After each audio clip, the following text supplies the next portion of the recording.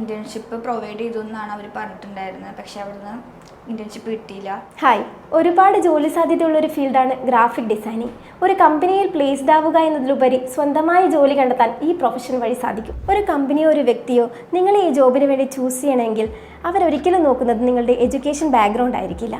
പകരം നിങ്ങൾ ഈ ഫീൽഡിൽ എത്ര വർക്ക് എക്സ്പീരിയൻസ് ചെയ്തിട്ടുണ്ട്, നിങ്ങൾ ഈ ഫീൽഡിൽ എത്ര പാഷനേറ്റ് ആണ് എന്നതൊക്കെ ആയിരിക്കും. ഗ്രാഫിക് ഡിസൈനിങ് കരിയർ ചൂസ് ചെയ്ത സ്നേഹ നമ്മളോടൊപ്പം ഉണ്ട്. സ്നേഹയെ പരിചയപ്പെടും.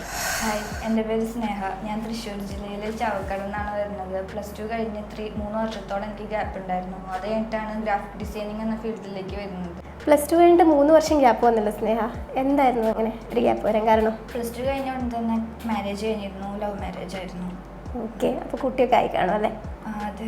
ഓക്കെ, അത് കഴിഞ്ഞിട്ട് പിന്നെ എന്തുകൊണ്ടാണ് ഗ്രാഫിക് ഡിസൈനിങ് തന്നെ ചൂസ് ചെയ്തത്? എനിക്ക് ഡിസൈനിങ്ങിനോട് ഭയങ്കര താല്പര്യമാണ്. പിന്നെ വരയ്ക്കായിരുന്നു.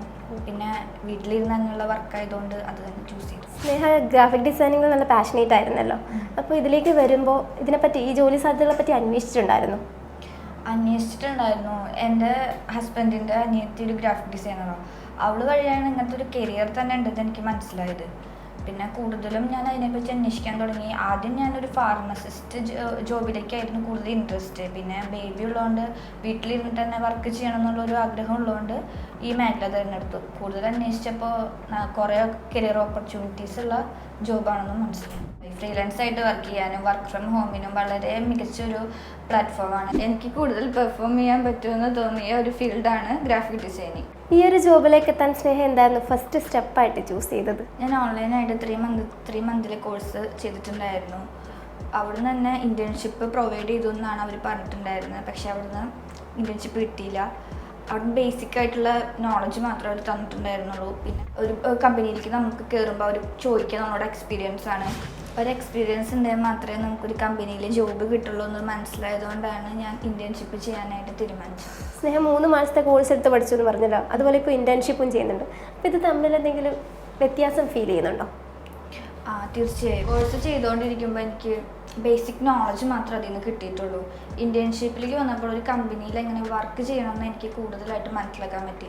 പ്രൊജക്റ്റിനെ കുറിച്ചിട്ടായാലും സോഫ്റ്റ്വെയർസിനെ കുറിച്ചിട്ടായാലും കൂടുതൽ നോളജ് എനിക്ക് മനസ്സിലായി. ഇപ്പോൾ ഒരു കമ്പനിയിൽ എനിക്ക് ജോബിന് കയറുമ്പോൾ എങ്ങനെ അവിടെ വർക്ക് ചെയ്യണമെന്ന് എനിക്ക് കൂടുതലായിട്ട് മനസ്സിലാക്കി തന്നു ഇന്റേൺഷിപ്പ് വഴി. ഇപ്പോൾ ഇന്റേൺഷിപ്പ് ചെയ്തിട്ട് 1.5 മാസമായല്ലേ, അപ്പം പുതിയൊരു വർക്ക് എടുത്ത് ചെയ്യാനുള്ള കോൺഫിഡൻസ് ഇപ്പോൾ സ്നേഹിക്കുന്നുണ്ടോ?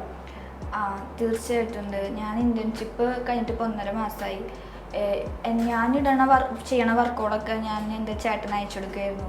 ഇപ്പോൾ ചേട്ടൻ്റെ കമ്പനിയിൽ ഒരു വർക്ക് എനിക്ക് ചെയ്യാൻ തന്നിട്ടുണ്ട്, ലോഗോ ഡിസൈനിങ്. അത് ഒത്തിരി സന്തോഷമുണ്ട്. ഞാൻ ചെയ്യണ വർക്ക് കണ്ടിട്ട് ഒത്തിരി ഇഷ്ടമായിട്ടാണ്. ഇനിയും അവരുടെ കമ്പനിയിൽ നല്ല നല്ല വർക്കുകൾ തരാമെന്ന് പറഞ്ഞിട്ടുണ്ട്. ഗ്രേറ്റ് സ്നേഹ. ഇങ്ങനെ ഒരുപാട് ജോബ് വേക്കൻസീസ് നമുക്ക് ചുറ്റുമുണ്ട്. ഇവിടെ ഇൻട്രസ്റ്റ് ഉള്ള ഫീൽഡിലേക്ക് ജോബ് കിട്ടണമെങ്കിൽ നമ്മുടെ കഴിവ് നമ്മൾ തെളിയിച്ചേ പറ്റും. അങ്ങനെയാകുമ്പോൾ നിങ്ങൾ ആഗ്രഹിക്കുന്ന ജോബ് നിങ്ങളെ തേടി വരും. അതിനൊരു ഉദാഹരണമാണ് സ്നേഹ. 3 മാസത്തെ ഇൻറ്റേൺഷിപ്പിന് ശേഷം സ്നേഹയ്ക്ക് നല്ലൊരു ജോബ് കിട്ടി ഒരു കമ്പനിയിൽ പ്ലേസ്ഡ് ആവാൻ പറ്റുമെന്ന വിശ്വാസം ഞങ്ങൾക്കുണ്ട്. All the best.